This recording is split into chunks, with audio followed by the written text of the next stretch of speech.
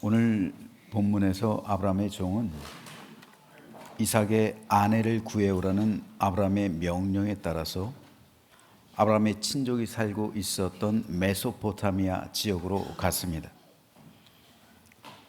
아브라함은 며느리를 구하는 전권을 그의 종에게 주었던 거예요. 그만큼 이 종을 믿었던 겁니다. 신뢰했던 거죠.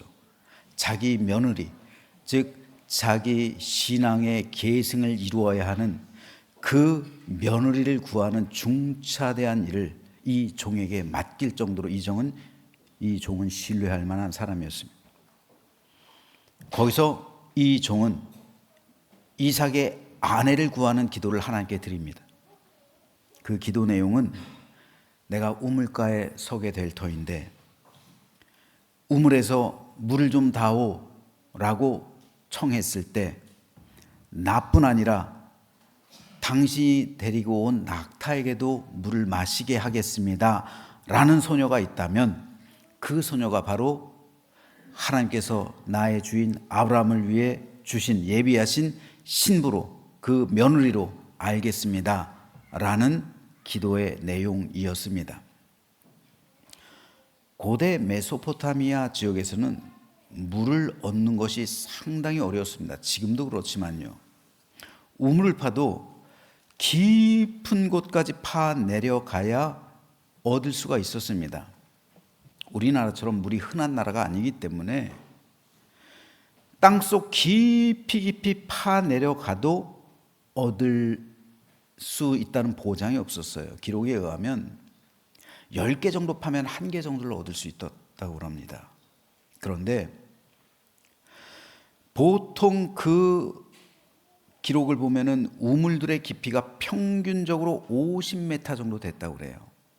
그렇겠죠. 건조한 지역이기 때문에 50m 정도 파 내려가야 겨우 우물을 하나 얻을 수 있었다라고 해요. 그런데 한 번 파서 한 번 얻는 게 아니라 보통 10개 정도 파면 1개 정도 얻을 수 있었다고 그래요. 그러니까 이 우물을 파는 건 대단히 공세. 지금은 기구가 있지, 우물 파는 기구가 있지만 그 당시 무슨 기구가 있습니까? 그냥 손으로 파내려가 되잖아요. 그 손으로 파내려가서 50m를 뚫는다는 건 쉬운 게 아니에요. 그것도 한 번 파서 있습니까? 아니잖아요. 한 10개 파야 1개 정도 나올까 말까. 그러니까 이 우물들은요, 개인의 자산이 아니에요. 그러니까 성경에 보면 이삭이 가는 곳마다 우물을 얻었다는 것이 얼마나 하나님께서 이삭과 함께 하셨는지 큰 축복이라는 것을 알 수가 있는 거예요. 그리고 이삭이 부자였다는 이유예요. 왜냐하면 개인의 자산이었잖아요. 하지만 그렇지 않아요. 대부분 우물은 마을 공동의 자산이에요. 왜냐하면 대규모의 노동력이 필요로 하기 때문에 개인이 땅을 팔 수가 없어요. 그래서 마을 공동의 자산이 될 수밖에 없었습니다. 그렇기 때문에 사람들은 각자의 두레박이 있었습니다. 각자의 두레박을 가지고 50m 되는 줄 가지고 다니는 거예요. 그래서 그 물을 길어서 또 갖고 가는 것, 그런 형식으로 되어 있었습니다. 그런데 아브라함의 종은 그 우물가에 서서 물 들어오는 여인들에게 나에게 좀 물을 마시게 해달라 부탁하고 있는 거예요. 근데 조건이 뭡니까? 당신이 끌고 온 낙타에게도 물을 마시게 하겠습니다 라고 그것을 시행하는 여인, 그 여인이 바로 기도 응답의 여인이에요. 그래서 이 종이 서서 소녀들을 올 때마다 이제 하고 있는 거죠. 아마 우리는 이 기도를 대수롭지 않게 읽어 내려갔을 겁니다. 왜냐하면 이 기도 이행하는 거 비교적 쉽다라고 생각했을 거예요. 하지만 이 기도 내용대로 하는 것은 결코 쉬운 일이 아니었습니다. 한 사람의 목을 축이기 위해서 50m 되는 깊이의 우물에 두레박을 넣었다 그 물을 기른 것, 그건 다른 사람을 도와주는 차원에서 귀찮아도 한 번쯤은 할 수 있는 일이에요. 한 번쯤은 할 수 있어요. 그런데 여러분, 사람은 아무리 목이 말라도 한 번에 1리터 이상 마시지 못해요. 1리터 마시면 충분히 해갈합니다. 하지만 낙타의 경우는 달라요. 낙타는요, 갈증이 날 때 한 번에 100리터까지 마신다고 그래요. 100리터.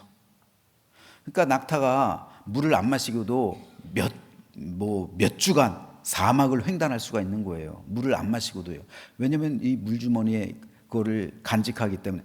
그러려면 100리터를 마시는 거예요. 한 번에 마실 때. 따라서 아브라함의 집으로부터 먼 길을 떠나온 낙타가 목마르면 한참 목마를 거 아니에요. 우물이 없었으니까. 목마름을 해결하기 위해서는 적어도 100리터의 물이 필요한 거예요. 그래야 이 낙타의 해갈, 낙타의 목마름이 갈증이 해소되는 거예요. 그런데 아브라함 당시 두레박의 크기는 약 10리터를 담을 수 있는 용기였다고 그래요. 그 정도.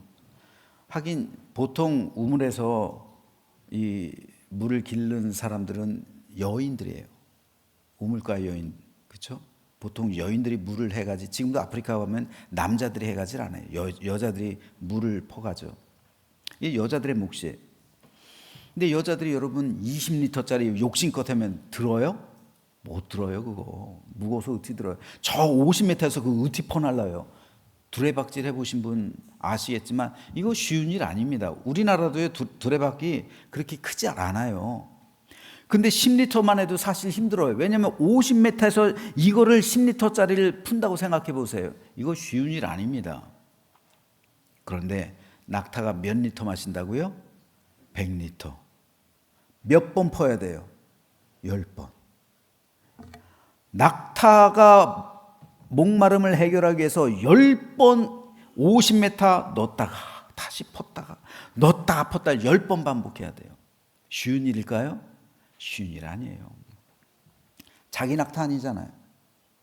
남의 낙타잖아요. 남의 짐승을 위해서 그 낙타가 목마를까 봐 10번이나 땀을 뻘뻘 흘려가면서 이거 하는 거 쉬운 일 아니에요. 그런데요, 놀랄 일이 뭔지 아세요? 아브라함의 종이 끌고 온 낙타가 한 마리가 아니었다는 데 있어요. 오늘 보면 10절입니다. 이에 종이 그 주인의 낙타 가운데 10피를 끌고 떠났다. 몇 마리라고요? 10마리.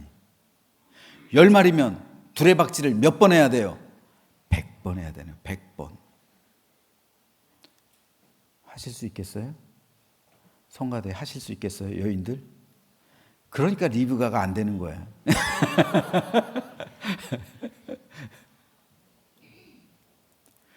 여러분, 말이 100번이지 10리터들이 그 두레박을 50m 해가지고 한 번, 두 번, 아마 한 서너 번 하면 땀 뻘뻘 날걸요. 그걸 100번을 하는 거예요. 100번. 쉬운 일입니까? 쉬운 일 아니에요. 이거 누가 시켜서요? 못해요.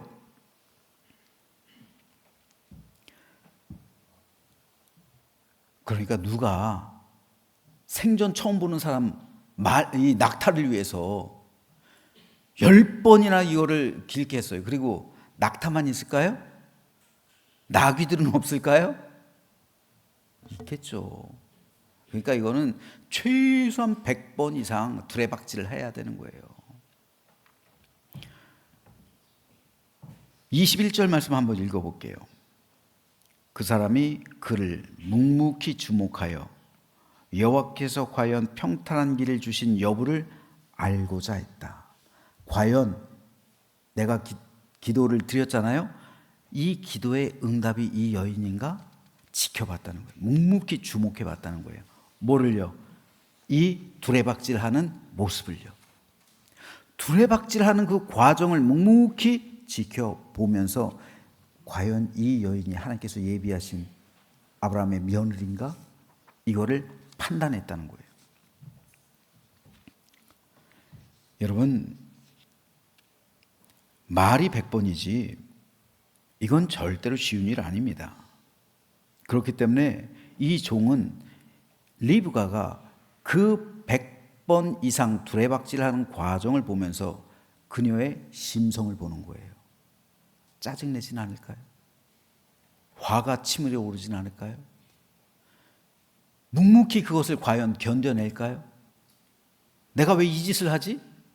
당신이 해, 나 안 해. 승질내지 않을까요? 나 같았으면 그랬을 것 같아요. 화냈을 것 같아요. 아니, 내가 이거 하고 있는데 당신 뭐 하는 거야? 당신이 좀 하지. 나 땀 흘리는 거 안 보여? 나 이게 손바닥 다 까지겠네. 안 그러겠어요? 그러고도 남을 것 같아요. 아브라함의 종은 이 모든 과정을 묵묵히 지켜봤던 거예요. 도와주지 않았던 거예요. 그리고 리브가가 낙타에게 물주기를 다 했을 때, 바로 이 여인이구나. 하나님께서 예비하신 여인이 바로 이 여인이다. 이 정도 여인이라면 됐다라고 확신하고 결정했던 겁니다. 왜 그렇습니까? 말 못하는 짐승을 위해 이렇게까지 수고를 마다하지 않는 성품을 가진 여인이라면 아브라함의 아들 이삭과 그의 가정을 위해서는 얼마나 더 헌신적일까요? 짐승을 위해서도 이렇게 헌신하는 여인이라면 그 가정을 위해서는 얼마나 더 헌신적일까요? 아브라함의 종은 리브가를 예비하신 하나님께 감사를 드렸습니다. 그래서 리브가는 이삭의 아내가 되었던 것이고 믿음의 조상 아브라함의 며느리가 됐던 겁니다. 아까도 말씀드렸지만 아브라함은 전권을, 며느리를 결정한 전권을 이 종에게 주었다고 그랬죠. 결국 이 종이 하나님께 기도한 것은 뭡니까? 어떤 문제를 가지고 하나님 이 테스트를 통과하는 여인이 바로 하나님께서 예비하신 우리 주인의 며느리입니다 라고 결정했을까요? 바로 나그네를 접대하는 것, 이 문제예요. 어떻게 나그네를 대접하는지 그 모습을 보고 며느리를 결정한 거예요. 이에 대해 히브리서 기자는 이렇게 말합니다. 손님 대접하기를 잊지 말라. 이로써 부지 중에 천사들을 대접한 이들이 있었느니라. 자, 여기서 히브리서 기자가 말하고 있는 부지 중에 천사들을 대접한 이들이 누구일까요? 바로 아브라함과 롯이에요. 대표적으로. 아브라함은 부지 중에 천사를 대접함으로써 내년 이맘때쯤 너에게 아들이 있을 것이다. 네가 아들을 낳을 것이다. 라는 축복을 받았어요. 99세 때예요. 또 롯은 부지 중에 천사를 대접했죠. 그럼으로써 멸망당하는 소돔 땅에서 구출받았어요. 그래서 바울은 감독의 자격에 대해서도 이렇게 말합니다. 그러므로 감독은 책망할 것이 없으며 한 아내의 남편이 되며 절제하며 신중하며 단정하며 나그네를 대접하며 가르치기를 잘하며. 감독의 여러 조건 가운데 하나가 나그네를 대접하는 것. 즉 구약에서의 하나님의 계명과 이어지고 있는 거예요. 나그네는 누군가의 도움을 필요로 하는 사람입니다. 따라서 나그네를 대접한다는 것은 곧 연약한 사람에게 따뜻한 손길을 베풀고 그들을 도와주는 것을 의미해요. 그렇기 때문에 바울은 이것이 성령의 9가지 열매 가운데 하나라고 말하는 거예요. 바울이 소개하고 있는 이 나그네를 대접하는 것이 성령의 열매 중 하나라니까요. 뭘까요, 여러분? 보시죠. 오직 성령의 열매는 사랑과 희락과 화평과 오래 참음과 자비와 양선과 충성과 온유와 절제니 이 같은 것을 금지할 법이 없느니라. 자, 나그네를 대접하는 것, 이것이 성령의 열매 중 하나로 바울이 소개하고 있는데 이것이 어떤 열매라고요? 9가지 열매 중에서 뭐라고요? 어떻게 하세요? 양선의 열매, 양선.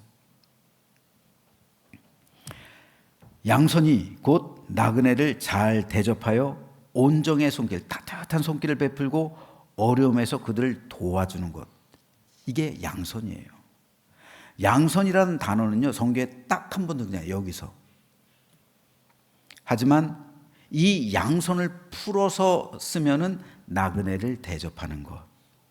이게 바로 양선이에요. 즉 나그네를 대접하는 건 성령의 열매 중 하나란 말입니다. 예수님도 양선이라는 단어를 직접 말씀하시지는 않았지만 구약에서 말하고 있는 나그네를 대접하는 것, 이것이 양선인데 이에 대해서 주님께서 무척 강조하셨습니다. 그때 임금이 그 오른편에 있는 자들에게 이르시되 내 아버지께 복받을 자들이여 나와 창세로부터 너희를 위하여 예비된 나라를 상속받으라. 내가 추리일 때 너희가 먹을 것을 주었다. 내가 목마를 때 마시게 하였다. 내가 나그네 되었을 때 나를 영접해 주었다. 내가 헐벗었을 때 옷을 입혀 주었다. 내가 병들었을 때 나를 돌봐 주었고 내가 옥에 갇혔을 때 와서 나를 돌보아 주었다. 이 모든 이것이 바로 양선이에요. 양선.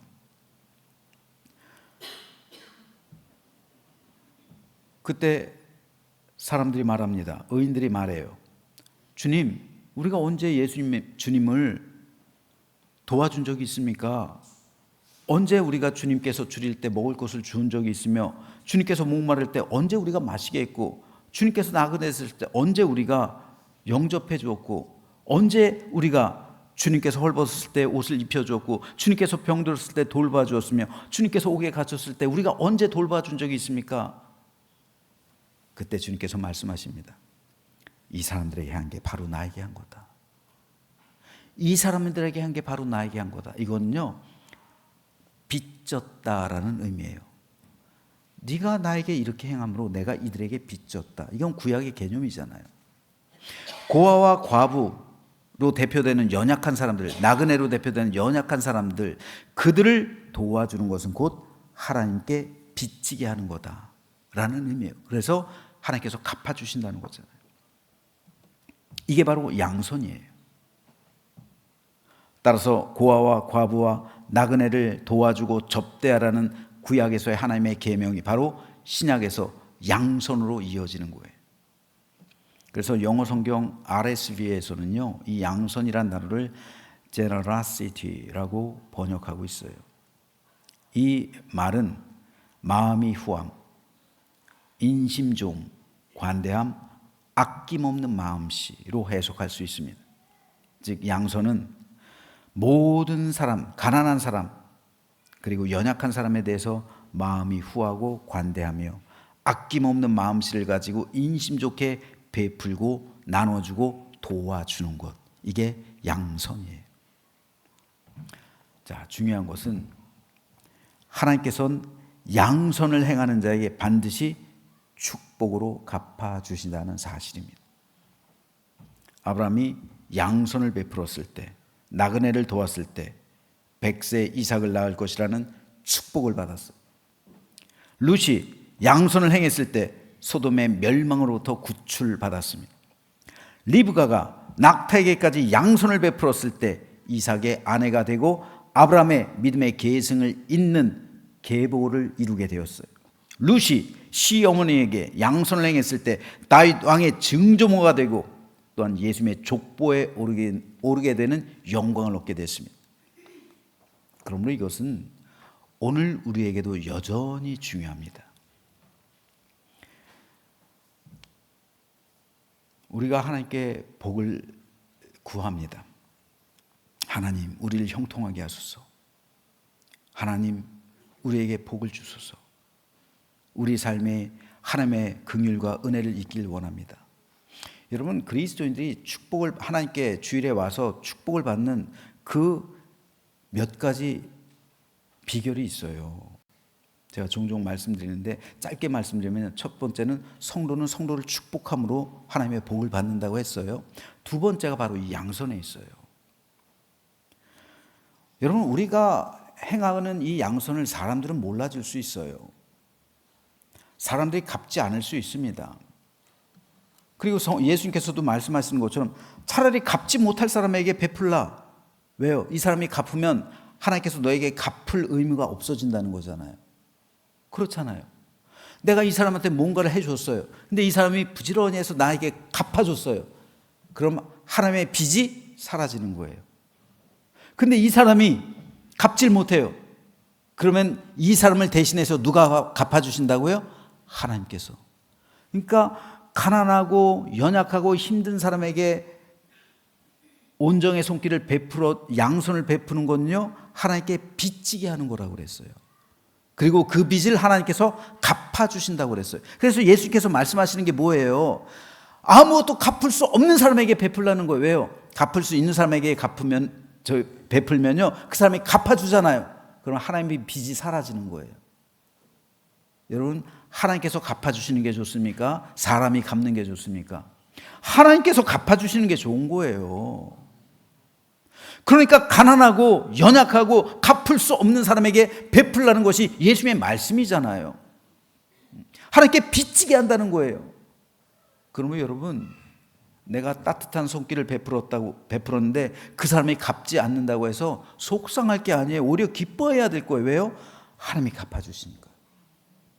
하나님이 그 사람을 위해서, 그 사람을 대신해서 나에게 갚아주시는 거예요. 하나님, 내가 그 사람에게 한 빚, 하나님께서 빚을 지고 있단 말이에요. 그게 성경에서 우리 주님께서도 말씀하시는 거잖아요. 오늘 본문에서 아브라함의 종은 결국 양선의 열매를 구한 거예요. 양선의 열매가 있는 사람이 아브라함의 며느리가 되어야 한다. 그리고 그 기도를 드렸던 것이고 그 기도의 응답이 바로 리브가였습니다. 지금 우리 가정들 가운데서도 자녀들의 결혼을 앞둔 가정이 많이 있을 거예요. 세상 사람은 자녀들의 배우자를 선택할 때 가장 먼저 뭘 볼까요? 직업, 그렇죠? 얼마나 능력 있나? 연봉 얼마야? 제일 궁금하죠, 속으로는. 연봉이 얼마일까? 예. 또 사회적인 지위, 집안의 배경, 예, 보죠. 물론 아주 중요해요. 당연히 봐야죠. 아주 중요한 것들입니다. 하지만 우리 그리스도인들은요, 하나님을 믿는 믿음 가운데 특별히 양선의 열매가 있는지를 봐야 돼요.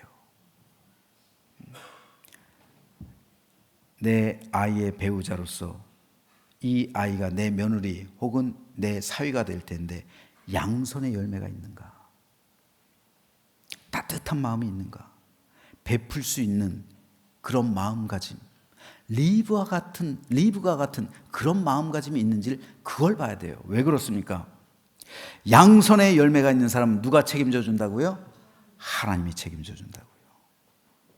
하나님이 책임져 준다는데, 하나님이 축복해 주신다는데, 하나님이 돌보아 주신다는데, 하나님께 빚을 지게 하는 사람인데, 이 사람이 얼마나 귀한 사람이, 그런 사람이 내 며느리가 돼야 되고 그런 사람이 내 사위가 돼야지. 그럼 그 가정 평안할 줄로 믿습니다. 요셉이 그랬잖아요. 요셉은 비록 노예였어요. 하지만 하나님의 축복이 함께하고 하나님께서 함께하신 사람이었기 때문에 요셉이 가는 곳마다 그곳이 잘 돼요. 요셉이 보디발의 집에 있으니까 보디발의 집이 형통해요. 요셉이 감옥에 가니까 감옥의 요셉으로 인해서 평안해져요. 요셉이 총리가 되니까 애굽이 형통해지고 다른 나라들이 구원받게 되잖아요. 그러므로 양손의 열매를 맺고 있는 사람이 우리 집으로 들어오면 그 집은 축복된 집이 되는 거예요. 그러니까 여러분, 다른 거 다 중요하지만 가장 중요하게 보실 것이 바로 이 아이에게 양손의 열매가 있는가. 그걸 보시면 정확할 겁니다. 연봉 얼마냐? 이런 거 묻지 마시고, 이런 것도 중요하지만 넌 얼마나 베풀고 있니? 그래서 전 우리 아이들한테 이제 앞으로 남자친구 사귀고 결혼할 사람 데리고 오면은 이제 묻겠지만 아이들한테도 뭐 물어보라는 거, 사귀기 전에서 너 11조 해? 물어보라는 거예요. 응? 너 11조 해? 너 하나님께 11조 드려? 11조를 드리는 정도라면 양손이잖아요. 그리고 너 구제 활동해? 다른 사람을 위해 어떻게 베풀고 있어? 이런 거 물어봐야죠. 월드비전의 한 구자라도 하면 얼마나 좋아요. 다른 사람을 위해 너는 어떻게 내 지물을 지출하고 있어? 이거 물어보라는 거예요. 양손의 열매, 양손의 열매. 이런 거 물어보셔야지 그 가정에 평안이 오고 하나님께서 함께 하시고 하나님께 빚지게 하는, 그래서 하나님께서 갚아주시는 삶을 살아가는 것이지, 너 청약 얼마 모으고 있어? 이게 물론 이런 것도 중요하지 않다는 게, 근데 그것만 물어보지 말라는 거예요. 이런 사람이 우리 집에 오면요, 우리 가정 가운데로 들어오면 집이 평안해집니다. 그리고 그런 사람이 교회에 오면 교회가 부흥하고 성장하는 거예요. 하나님 지금도 양손을 통해 우리에게 복을 내려 주십니다. 이것이 하나님의 복 주심의 원리 가운데 하나예요. 그러므로 성령의 열매 가운데 양손이 있다는 것은 그 열매를 통해 우리 모두가 하나님의 은혜와 축복을 받아 누리게 하기 위해서입니다. 그렇다면 오늘 저와 여러분은 어떻습니까? 우리 삶에는 양손의 열매가 맺혀져 있습니까? 그래서 마음이 후하고 남에게 관대하며 남을 돕는 일에 인색하지 않고 하나님의 교회에 헌신되는 일에 아낌이 없을까요? 바라기는 오늘의 예배를 통해 이런 결단과 소망이 있게 되기를 주님의 이름으로 축복합니다. 제가 고등학생 때 일입니다. 그날이 마침 부활절이었어요. 그래서 교회에서 부활절 예배를 드리고, 부활절이 되면 뭐를 줘요? 계란을 주죠. 계란을 가지고 왔어요. 근데 집 앞에 아주 행색이 초라한, 쉽게 말해서 거지예요. 거지가 한 분 서성거리고 있었어요. 하필이면 대문을 막고 서성거리고 있어요. 그 문에 들어가야 되는데 대문 앞에서 그냥 가만히 밀치고 들어가야 되잖아요. 비켜요 하면서 들어가야 되잖아요. 근데 딱 막고 있는 거예요. 그래서 제가 가지고 있는 부활절 계란을 거지니까 그분한테 드렸어요. 이거 드세요. 아저씨 이거 드세요. 하고서 들어갔습니다. 근데 참 안 된 마음이 들었어요. 마침 집에 들어갔더니 우리 어머니가 점심을 차리고 있었어요. 그래서 어머니한테, 엄마, 오늘 부활절이잖아. 밖에 거지가 한 분 계시네. 우리 같이 밥 먹으면 안 될까? 그랬더니 우리 어머니께서도 양손에 열매가 있으니까 그래, 모시고 들어와 해서 같이 밥을 먹었어요. 근데 예전에는요, 여러분, 찌개를 어떻게 먹어요?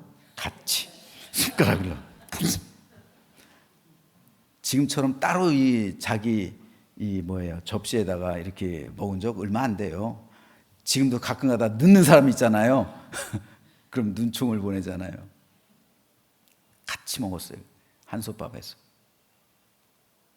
참 우리 어머니도 대단하신 것 같아요. 씻지도 않아서 냄새 나는데 머리 산발하고 막 꼬재재고 그리고 양말도 아주 냄새 나고 그런 분이 우리 방에 딱 들어와 가지고 같이 찌개에서 밥 먹고. 그런데요, 제 어린 마음에 그분은 가난한 자의 모습으로 우리 집에 찾아오신 예수님이었어요. 그날이 부활절이잖아요. 부활하신 예수님이 우리 집에 찾아오셨는데 행색이 초라하다고 해서 무관심하고 소홀히 여기고 쫓아낸다면 나는 예수님을 영접하지 못하는 사람인 거예요. 어린 제가 어떻게 그런 마음을 가졌는지 모르겠어요. 근데 지금 생각해 보니까 그게 양손의 열매예요. 그게 양손의 열매. 성령의 열매가, 제가 그때 이미 성령 받았잖아요. 그러니까 성령의 열매 가운데 하나를 제가 맺고 있었던 거예요. 우리 어머니도 그 열매가 있었던 거예요. 그러니까 제가 그럼 요청을 했을 때 기뻐야지. 만약 양손의 열매가 없었다는 거니 미쳤나 이게. 그랬을 거 아니에요. 그냥 계란이나 줘서 보내 이랬겠죠. 근데 저는 그 일을 잊고 있었어요. 설교를 준비하다 보니까 이 일이 떠올랐어요. 그런데 저는 잊을지 몰라도 우리 주님은 그것을 잊지 않으신다는 사실. 그분이 저한테 갚았겠어요? 뭘로 갚았겠어요? 못 갚았죠. 그걸 누가 갚으신다고요? 하나님이 갚으시는 거예요. 하나님이. 우리 어머니도 양손의 열매가 많았어요. 많은 사람을 도와줬어요. 그분들이 갚았을까요? 못 갚았어요. 제가 대학교 1학년 2학기 때 정확히 11월 오늘이 9일이죠. 8일. 왜 기억하는 줄 아세요? 11월 8일? 제 방이 생긴 날이에요. 제 방이 생긴 날. 제가 거울에 써 있었어요. 11월 8일. 11월 08 해가지고. 1988년 11월 08 입주한 날이에요. 입주한 날. 제가 2살 때 혼자 됐다고 그랬죠. 우리 어머니가 2살 때부터 25살 때부터 저를 키웠어요. 혼자. 과부로. 집이 없었어요. 내 방이 없었어요. 다 큰 아이. 청년인데도 내 방이 없어요. 그냥 한 방에서 사는 거예요. 한 방에서. 그런데 11월 8일 날 제 방이 생겼어요. 제가 20살 때. 그런데도 우리 어머니께서는 다 나눠줬어요. 우리 어머니가 도움받아야 될 그런 입장인데 우리 어머니께서 교회를 위해서 교회를 짓는다고 하니까 전 재산 다 수많은 사람 도와줬어요. 양손의 열매, 양손의 열매. 근데 그걸 누가 갚아주신다고요? 하나님이요. 제가 어떻게 우리 교회에 왔을까요? 제가 어떻게 우리 좋은 성도를 만나서 좋은 성도님들이 우리 어머니처럼 저에게 갚아주세요. 야, 이거 하나님이 갚아주시는 거예요. 하나님께서. 양손의 열매를 맺으면요, 하나님이 갚아주시는 거예요. 저는 저와 여러분 모두가 이런 양손의 열매로서 하나님께서 갚아주시는 믿음의 축복을 받아 누리게 되기를 주님의 이름으로 축복합니다. 지난주 라오스에 다녀왔습니다. 강성 교사님이 하는 사역을 잠깐 사진으로 볼게요. 저 뒤가 선교 센터예요. 제가 마침 가는 날 저 선교 센터를 들려야 됐고 오는 날도 또 들려서 저 사람들 같이 식사를 했어야 되는데 하루 그리고 마지막 날을 같이 있지 못하는 바람에 제가 사진만 보내달라고 했습니다.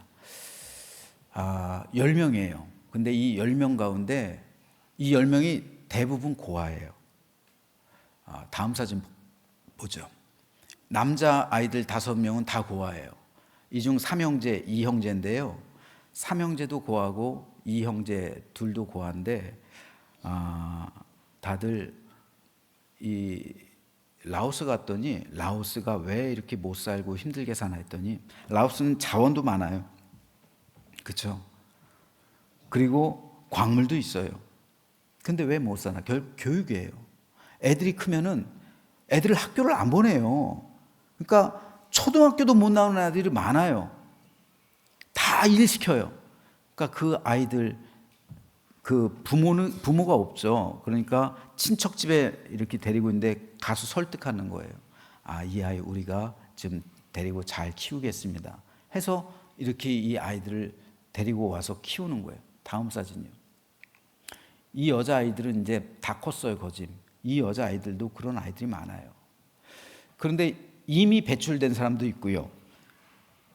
라오스는 공산주의 국가잖아요. 복음을 못 전해요. 복음을 전하다가 걸리면 추방됩니다. 그런데 이 아이들만큼은 선교센터에서 복음을 전하는 거예요. 이 아이들에게. 그래서 주일에 예배드리고 매일 새벽 기도를 드린대요. 매일 새벽 기도를 드리면서 함께 예배하고 이 아이들을 케어하는 거예요. 그리고 이 아이들이 여자아이들처럼 이제 컸잖아요. 대학도 졸업하고 이제 그러면은 사회로 진출하는 거예요. 그러면은 파송하는 거예요, 사회로. 그래서 복음의 씨앗이 열매를 맺게 하는 그 사역을 하고 있는 거예요. 이것이 강성교사 네 분이 이곳에서 하는 주된 사역이에요. 그리고 이제까지 많이 배출해 왔고 그리고 지금도 계속 그 사역을 이어가고 있어요. 다음 사진이요. 이게 굉장히 좋은 교육 환경이에요. 컴퓨터, 노트북에다가 이런 데가 없어요. 라오스 국립학교도 이렇지를 않아요. 다음 사진이요. 이렇게 또 아이들이 소그룹으로 모여서 교육하고, 또 다음 사진 보면 자, 악기를 가르치고 있어요. 여러분, 라오스에 음대 없어요. 음대가 한 군데도 없어요. 음악을 안 가르쳐요. 개 이름을 잘 몰라요. 그런 아이들이기 때문에 이 음악을 가르치면서 찬양으로 예수님을, 성탄절엔 캐롤 부르잖아요. 찬양하잖아요. 그러니까 성탄절에 찬양을 해도 모르는 거예요, 사람들이. 그러니까 이 음악으로서 맨 처음에 사역을 시작했는데 지금도 계속 음악 사역을 하고 있습니다. 자, 다음 사진 보시죠. 이번 선교지 탐방 중에서 3군데 학교를 탐방했는데요. 그 가운데 하나입니다. 이 그네를 이제 만들어 주었는데 이 아이들에게 그 앞에서 사진 찍은 거고요. 다음 사진이요. 이 아이들이 보통 점심을 안 줘요. 학교에서 점심을 안 줘요. 그러니까 없어요. 그러니까 이제 선교사님이 사비를 대가지고 아이들 좀 밥을 줬으면 좋겠다 해서 지금 나와가지고 밥을 해주고 있는 거예요. 식당이 없으니까 밖에서 저렇게 하고 있는 거예요. 밖에서 지금 닭을 튀기고 있는 거예요. 특별히. 다음 사진이요. 그래서 이제 밥 위에다가 닭 2조각, 이거 특식이에요. 특식. 이렇게 해서 나눠주고 있는 거예요. 제 사진입니다. 다음 사진. 자, 교실 사진이고요. 또 다음 사진 한번 보시죠. 자, 이건 뭐냐면은 이 배 타고 좀 섬 쪽으로 들어가서 좀 굉장히 오지에 있는 그 학교에 들렀는데 크레파스, 도화지, 또 과자, 라면 이런 거에서 아이들 이렇게 해주고 있는 거예요. 그러니까 그 마을 주민들이 다 와서 받아가고 그러는데 보시죠. 또 다음 사진이요. 자, 동영상인데요. 그 학교 교실이에요. 근데 신기한 게 저 뒤에도 칠판이 있죠. 뒤에도 칠판이 있고, 돌려줘 보세요. 저 앞에도 칠판이 있어요. 스톱. 예. 자, 이렇게 보면 앞에도 칠판 있고 뒤에도 칠판 있어요. 그런데 아이들이 앉아 있는 방향이 달라요. 앞쪽을 바라보는 아이가 있고 이쪽을 바라보는 아이가 있죠. 학년이 달라요. 학년이 달라서 선생님이 2명이라 교실이 없으니까 한 사람은 저기서 예를 들어서 3학년을 가르치고, 그럼 저쪽을 바라보는 거예요. 1학년 이쪽 바라보고 1학년 가르치고 그러는 거예요. 같은 교실에서. 참 많이 낙후가 됐습니다. 그 교실이고 화장실은 뭐 말할 것도 없고요. 자, 그런데 라오스는 공산국가이기 때문에 이 아이들에게도 복음을 전할 수 없어요. 성경책 나눠주지 못해요. 그런데 이 아이들에게 어떻게 복음을 전하나? 양손입니다. 양손. 선교사님이 가서 과자와 평소에 먹지도 못하는 거, 그리고 크레파스, 도화지 이런 거 없거든요. 이런 거 나눠주고, 가방 나눠주고 너무 좋아하는 거예요. 그러면 아이들이 저분은 누군데 여기까지 와가지고 우리한테 이런 도움 주지? 생각할 거 아니에요. 나중에 자연스럽게 한국에서 온 선교사래. 선교사가 뭐 하는 사람이지? 그러면은 뭐 예수님을 믿는 그 믿음이래 하면서 복음이 자연스럽게 그 씨앗이 떨어지기 시작하는 거예요. 그리고 언젠가 뿌리는 거예요, 이걸. 그러니까 복음을 뿌리는 거예요. 뭘로요? 양손으로 뿌리는 거예요. 그리고 언젠가 때가 되면 열매를 맺게 될 줄로 믿습니다. 따라서 이 사역, 강선교사의 사역의 중심은 양손이에요. 제가 이번에 가서 결론을 내렸어요. 강선교사의 사역의 중심은 양손이구나. 성령의 9가지 열매 중에 하나, 양손. 그리고 강선교사가 양손의 열매가 있어요. 그 열매로서 지금 사역하고 있는 거예요. 여러분, 초대교회는 이 양손의 열매로 부흥하고 성장했어요. 그러므로 저는 저와 여러분 모두, 그리고 우리 교회가 이 사회, 이웃을 위해서 양손의 열매로 하나님의 복음을 전하게 되길 소망합니다. 그래서 하나님 나라가 이 땅 가운데 임하기 위해서 생명과 구원의 열매를 풍성히 맺게 하는 우리 모두가 되고, 리브가처럼 가정과 요셉처럼 국가와 또한 우리 모두에게 있어서 우리 교회에 풍성한 열매를 맺는, 그리고 하나님께 칭찬받고 축복받는 우리 모두가 되시기를 주님의 이름으로 축원합니다.